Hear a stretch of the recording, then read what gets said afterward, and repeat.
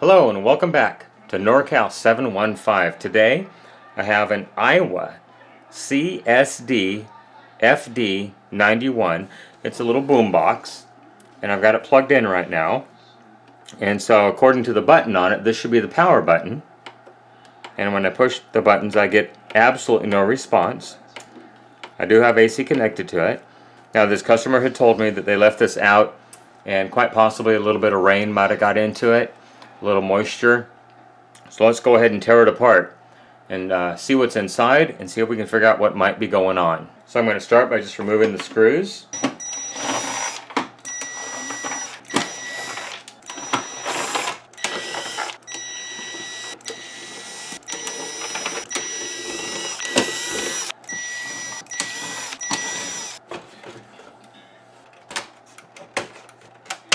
Power supply back in here looks okay.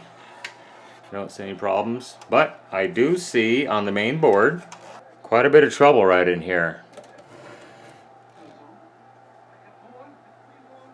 That is not good. That definitely does not look good. So I'm going to go ahead and pull that board out and see if we might be able to do a quick cleanup on here. This part seems to look okay. It's right in here where that big filter cap is. That's where the DC input comes from the power supply. So we'll go ahead and pull the power supply board out of it. The main board, obviously it's probably the CD mechanism as well. And it looks like that board is also attached via these solder jumpers right in here to this board right here. So we're going to have to pull out these screws over here, up here, and try to get the whole mechanism to come out. Even a bit of corrosion down here on the bottom of the circuit board. That's where the 12 volts comes in from the power supply. AC 12 volts it's labeled. Go ahead and unplug the speakers. Looks like this goes to the push buttons possibly. Unplug this ribbon cable. And another ribbon cable that comes from the front panel it looks like. Tape heads plug in there. The other speakers plug in here. So this thing has the main speakers in here, and then these two cables right here appear to be for the surround speakers because it indicates on the cabinet front surround on both of these. So we'll go ahead and pull this circuit board loose,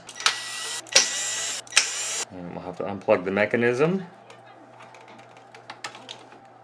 the lid open close switch, the laser safety switch, and the optical pickup assembly. So that's all loose. So this thing is pretty damaged. I just barely touched the board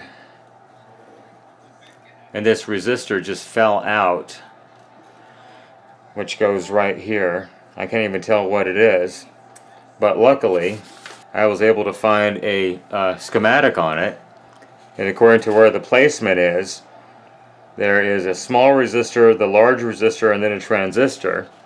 And so if I turn this around to mimic the orientation of the board, we can see the small resistor, the large resistor, and the transistor. So I'm looking for R313 right here.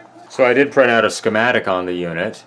And so right here, Q310, there is R313, and it is indeed a 100 ohm resistor. So I'm going to go ahead and contact my customer and see if he's interested in putting a couple of hours of labor into this unit. I normally charge about $50 an hour to do work on these guys, so we'll see if he's interested in a $100 service charge on this unit. There's a little bit more corrosion back up in here. Maybe there'll be a part 2 to this. Maybe this will be the end. Only time will tell. Hopefully you enjoyed this video and dissecting this Aiwa Boombox that got a little moisture in it and would not power up. If this video has helped you, please consider making a donation on my YouTube homepage with the PayPal donate button or at paypal.me/NorCal715. Remember, with your help, we can try to keep these things out of the landfill and out of the recycle bin. Everybody have a great day. Thanks for watching. Hopefully there'll be a part 2. Bye-bye.